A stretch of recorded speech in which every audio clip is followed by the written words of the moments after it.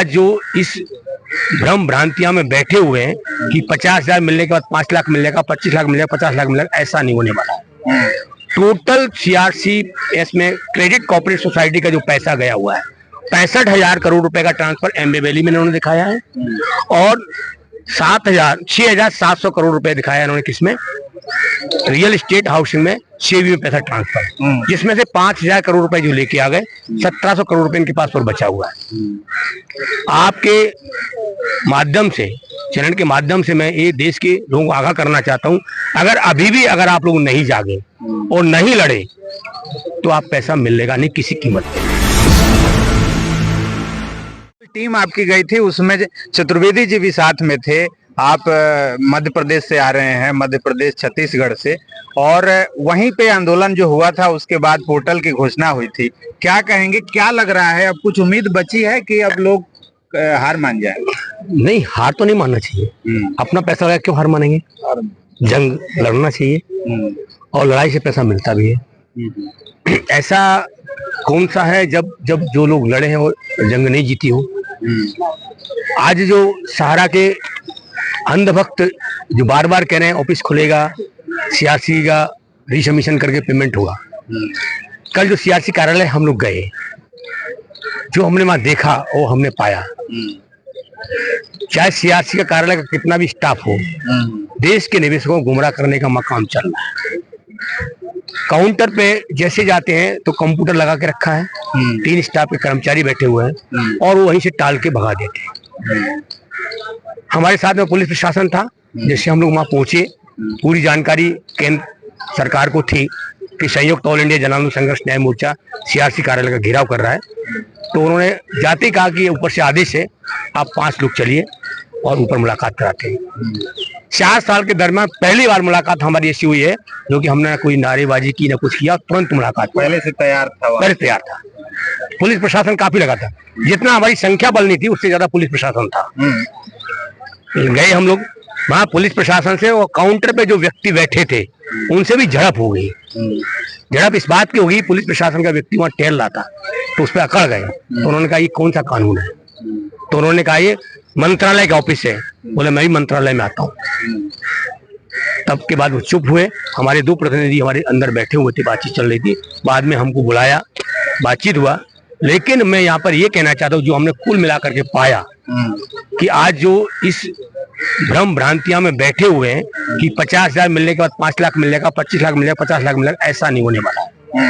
Total CRCS में credit cooperative society का जो पैसा गया हुआ है 65,000 करोड़ रुपए का ट्रांसफर एमबी वैली में इन्होंने दिखाया है और 6,700 करोड़ रुपए दिखाया है इन्होंने किसमें, रियल एस्टेट हाउसिंग में सेवी में पैसा ट्रांसफर, जिसमें से 5,000 करोड़ रुपए जो लेके आ गए 1,700 करोड़ रुपए इनके पास और बचा हुआ है। आपके माध्यम से, चैनल के माध्यम से मैं ये देश के लोगों को आगाह करना चाहता हूं, अगर अभी भी अगर आप लोग नहीं जागे और नहीं लड़े तो आप पैसा मिलेगा नहीं किसी कीमत पे भी। अभी ये लोग कह रहे हैं कि 5 लाख 10 लाख वाली बात है, ये प्रश्न ही नहीं उठता, क्योंकि अभी तक स्पष्ट रूप से वहां पे सचिव ने इस बात को कह दिया है कि हम लोगों को भारत सरकार से कोई गाइडलाइन नहीं है, सीआरसीएस मंत्रालय से कोई गाइडलाइन नहीं है, जो रेड्डी साहब बैठते हैं, जो न्यायाधीश को नियुक्त किया गया है, उनकी तरफ से कोई गाइडलाइन है। महज 10,000 से लेके 50,000 तक की गाइडलाइन है और हम लोगों ने 4,000 करोड़ उस पर बांट दिए हैं।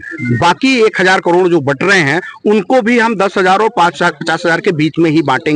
ऐसी कोई गाइडलाइन नहीं है कि हम 5 लाख लोग या 25 लाख रुपए के लिए आवेदन नया लेंगे। तो फिर ये जो सिंडिकेट लोग बैठे हैं वो लोग प्रायोजित होकर करके देश के लोगों को गुमराह करके उनसे सिर्फ धन वसूली करने के नाते पोर्टल में दावा पेश कराने की बात कर रहे हैं। ऐसा कुछ भी नहीं है जिसके कारण वो पैसा मिल जाए।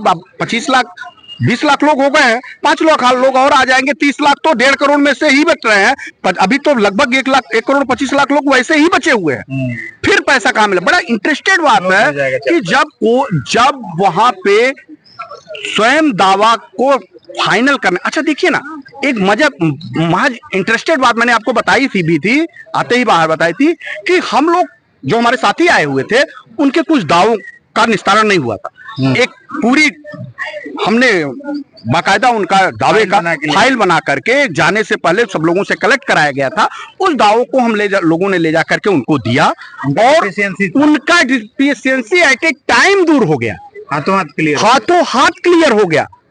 समझिए, जो लोग सालों से परेशान हो रहे हो, डिफिशियंसी दूर नहीं हो रहे हो, वो 2-2 साल से वो एट ए टाइम तुरंत डिफिशियंसी दूर हो जाती हो और उनका कहना यह है कि 8-10 दिन में आपका पैसा आ जाएगा। तो ये तो वो लोग फिर लोगों को गुमराह करते हैं कि ये सहारा वाले डॉक्यूमेंट नहीं मैच कर रहे हैं, ये नहीं कर रहे हैं, वो कैसे दूर कर? सीआरसीएस ने ये भी कहा कि जो दावे वो लोग हमको मांगने के बाद कुछ ही संख्या में वो दावे दे रहे हैं, यही जो संख्या वो दे रहे हैं उसी को हम वेरीफाई कर रहे हैं।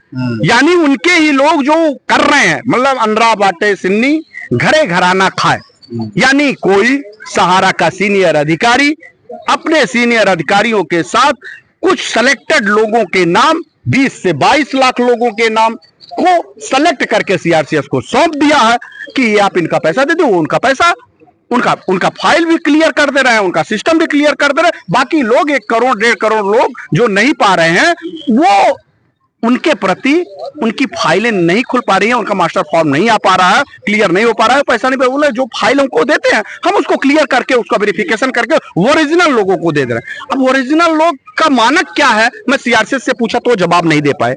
आखिर ओरिजिनल लोगों में जो हम लोगों ने दावे प्रस्तुत कर दिए ले जाकर के वो डुप्लीकेट थे। जो हमने दबाव पे दिए वो तुरंत क्लियर हो गए। उनका कहना कि आप अपने प्रतिनिधि मंडल के 2 लोगों का तय कर दीजिए, हर हफ्ते जो शेष 1000 करोड़ रुपए बचे हुए आप जितनी फाइलें ले आकर के देंगे हम डिफिशियंसी जांच करा करके उसको ठीक करा देंगे।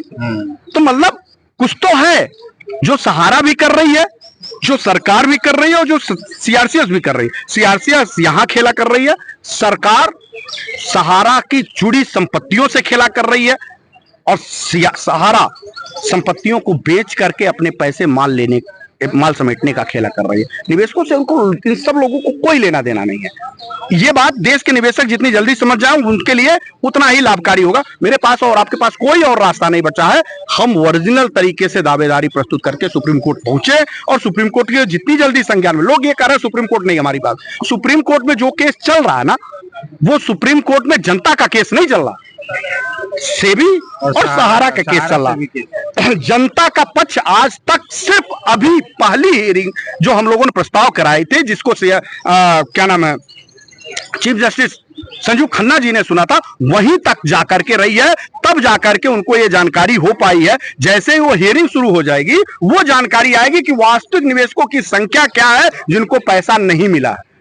पैसे का खेल तो अभी निवेशकों का खेल चला ही नहीं है कि उनको कितना पैसा मिला है नहीं मिला है। सुप्रीम कोर्ट में सहारा ये लगा करके दे दी है कि हमने 95% लोगों के भुगतान कर दिए। तो सुप्रीम कोर्ट कागज मांगता है और कागज में एफिडेविट है कि सुप्रीम कोर्ट में सुब्रत राय जिंदा थे तभी कह चुके थे। तो कोर्ट तो ये जान रही है कि पैसा मिल गया। तो अभी ये ट्रेलर है, अभी असली फिल्म अब शुरू। देखिए, हमारा जब वक्त आया था तो मैंने एक क्वेश्चन रखा था उनके पास, सचिवालय के पास, तो वरिष्ठ अधिकारी बैठे थे कि जो सीआरसी को माननीय रिटायर्ड जज सुप्रीम कोर्ट के सुभाष रेड्डी जी देख रहे हैं। हमने 3 प्रश्न उनके पास रखे थे। किसी भी फाइनेंशियल सेक्टर में कोई पैसा लेता है तो केवाईसी और फॉर्म पिनअप करने के बाद उसको सर्टिफिकेट जारी की होता है। फिर डिफिशियंसी किस बात की, उस बात का कोई आंसर नहीं दे पाया। उसके बाद जो लोग देश में गुजर गए, कोरोना काल में चले गए, उसके लिए पोर्टल पर तो कुछ है नहीं, वो भी मैंने क्वेश्चन रखा था, उसका भी जवाब नहीं दिया। तीसरा, सारा ने और एजेंटों ने मिलकर सबसे बड़ा जो घोटाला किया, पार्टी टू पार्टी ट्रांसफर। तो पैसा अपनी जेब से दे करके कस्टमर के सर्टिफिकेट अपने नाम ट्रांसफर करा लिए। साफ शब्दों में कह दिया कि इसमें हमारे पास कुछ नहीं है, लेकिन उसके एविडेंस के साथ हमारे पास 2 व्यक्ति आप आइएगा, उसका हम रास्ता निकालेंगे। लेकिन क्या निकालते हैं, कैसे निकालते हैं, ये तो हम बाद में मिलेंगे तब मुलाकात होगी।